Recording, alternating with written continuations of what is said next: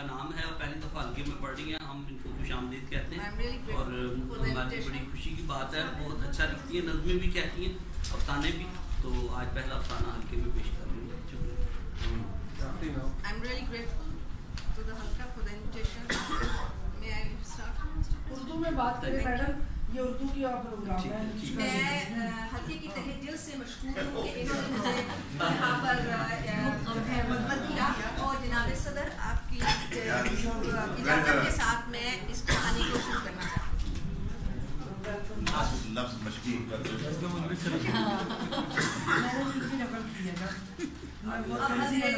جو کہانی کا عنوان ہے یو میں کس دا برائٹ ناؤ.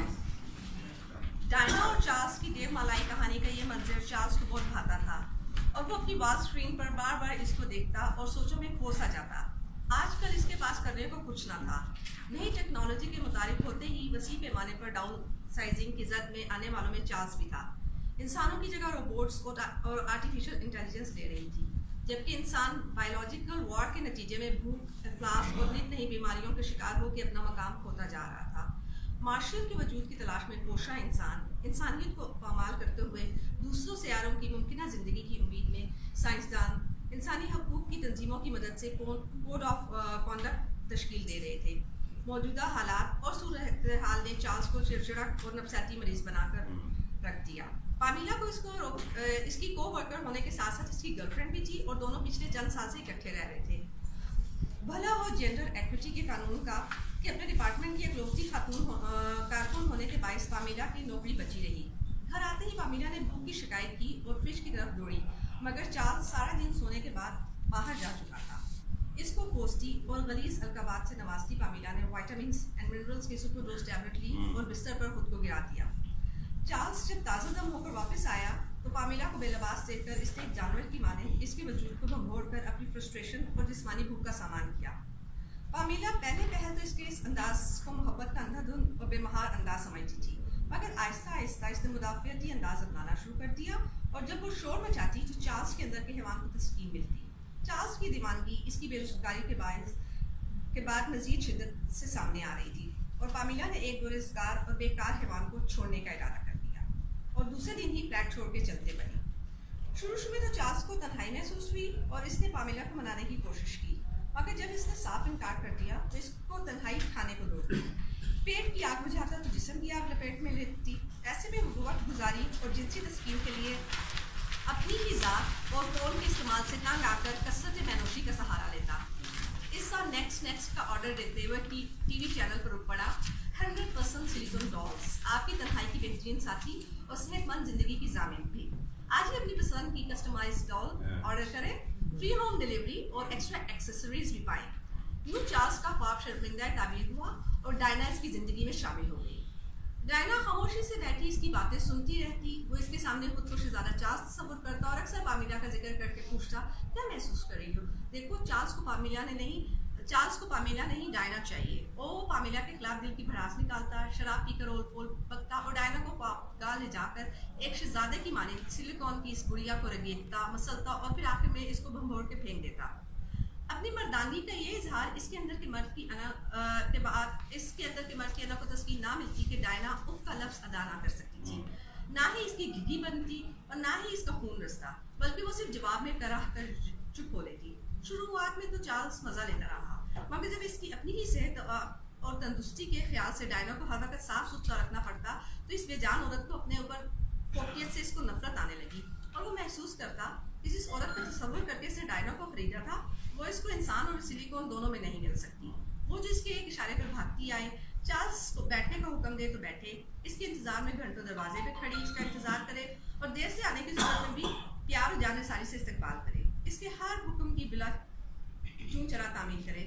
جب بھی چارلز روٹ ٹریک کی گھا کر اس کے پیروں میں لوٹ پوٹ ہو اور بستر میں ایک بچ کی مکمل عکاس ہو, اس کو عورت کا وہ رخ درکار تھا, مگر ایک بے زبان اور زبان دراز عورت دونوں میں ان خصوصیات کا فقدان پایا.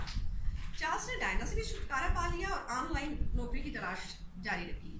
حکومت کی طرف سے ملنے والے وظیفے میں اس کا گزارا مشکل ہوتا کیونکہ وہ ایک ہائی فائی زندگی کا عادی تھا. دسمبر کی رونقیں عروج پر تھیں اور وہ سرد موسم, تنہائی اور بے روزگاری کے جاڑے میں उलझा रात का खाना तैयार करने में मसरूफ था कि इसको दरवाजे पर खटपट महसूस हुई। वाहिमा समझकर इसने दोबारा अपने काम पर तवज्जो देनी चाहिए तो इसको हामले की आवाज़ सुनाई दी। डरते और झिझकते इसने दरवाज़ा खोला तो बर्फ में लुढ़का एक जानवर अंदर दाखिल हो गया, एक कुत्ता। कुत्ते ने दाखिल होते ही विपर पे बर्फ झाड़ी और एक कोने में खड़े होकर हाँफना शुरू कर दिया।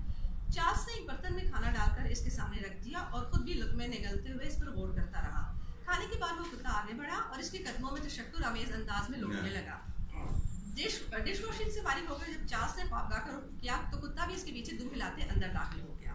अब टीवी स्क्रीन से नजर हटाकर इसने कुत्ते का जायजा लेना शुरू कर दिया। चार्ल्स बोलता गया और कुत्ता हुक्म की तामील करता गया। वो किसी का पालतू और तरबियत याफ्ता कुत्ता था जो कि शायद शदीद सर्दी में रास्ता भटककर आम पहुंचा था। इसी दौरान चार्ल्स ने मुशाहिदा किया कि वो जानवर एक कुतिया थी। क्रिसमस रात को चार्ल्स बहुत चढ़ा कर आया और सीधा बिस्तर में जा पड़ा। इस कुतिया ने इसका गर्मजोशी से इस्तकबाल किया और चार्ल्स के तलवे चाटने शुरू कर दिए। चार्ल्स को इसका अंदाज बहुत भाया और इसने इसको बिस्तर में घसीटते हुए बोला, be my bride my darling. इंसान अपनी हैवानी जबल्लत के तस्कीन के लिए जानवर के साथ एक जानवर बन गया। सुबह की रोशनी में जब इसने अपनी बाहों में ब्राइड को सोता पाया तो हड़बड़ा उठा। वज़ूखाने में जाकर नहाया और फैसला किया कि चर्च में फादर डगलस के पास जाकर अपने दिल का बोझ हल्का करे। इंसान तरक्की के बावजूद भी दुआ का भिखारी है। कशकोल पास होने का भी हो, कशकोल ही रहता है। आर्टिफिशियल इंटेलिजेंस और एंटी डिप्रेसेंट्स कभी भी इसकी दिली कैफियत का सद्भाव नहीं कर सकती।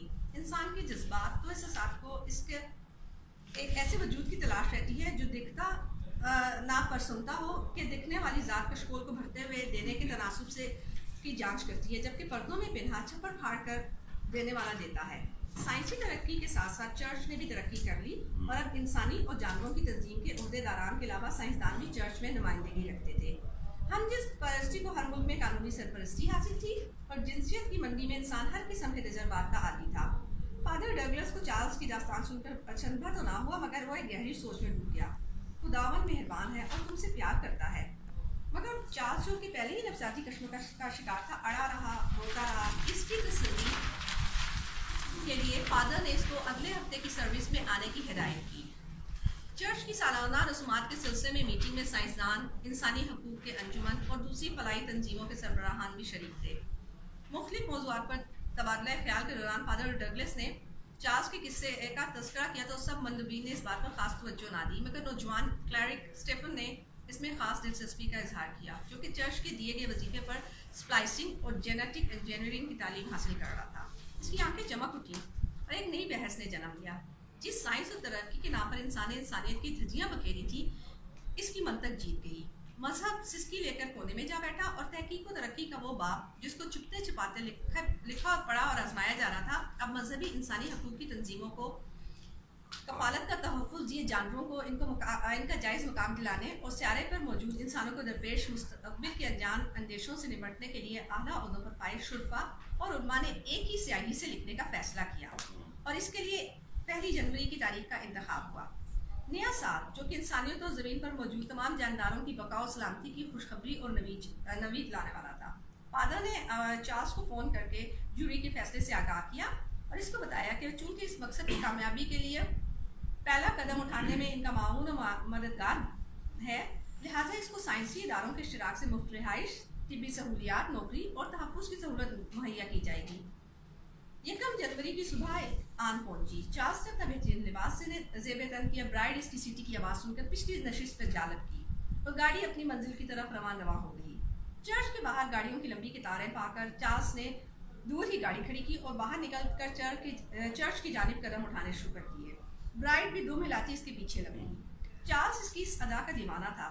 इसको चमकारा, ओ माई बेबी रन फास्ट। अंदर दाखिल हुआ तो चर्च लोगों से खचाखच भरा हुआ था। कैमरों की फ्लैश लाइट से इसकी आंखें चुनचिया गई। तेजी से कदम उठाता, कुतिया को चमकाता फादर की जानिब बढ़ा। फादर ने नहायत मुशफ़्फ़क़ मुस्कुराहट से नवाजते हुए रस्मात का आगाज़ किया और अपना तारीखी जुमला अदा किया, यू मेक किस the bride now. Very nice. Very nice. Very well read.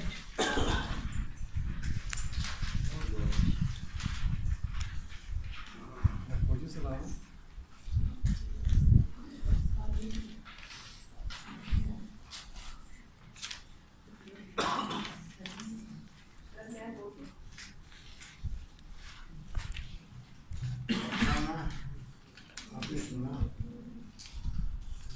افسانے کی اتنی دہشت ہے کہ سب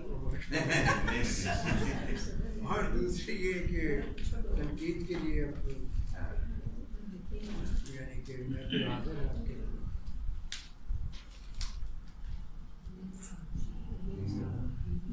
سر میری طرف آپ دیکھ ہی نہیں رہے.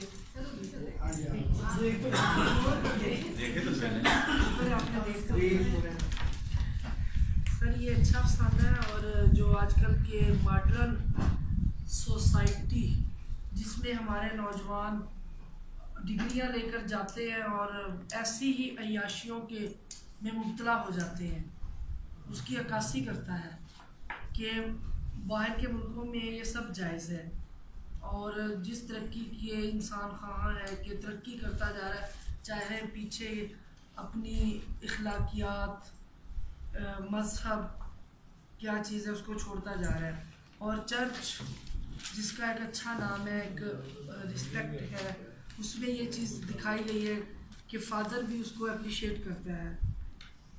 یہ آج کے دور کی عکاسی کرتا ہوا ایک اچھا افسانہ ہے اور ہمیں اس پہ سوچنے کی دعوت دیتا ہے. بہت اچھا ہے. میں تو بس یہی کہہ سکتی ہوں. اچھا افسانے پہ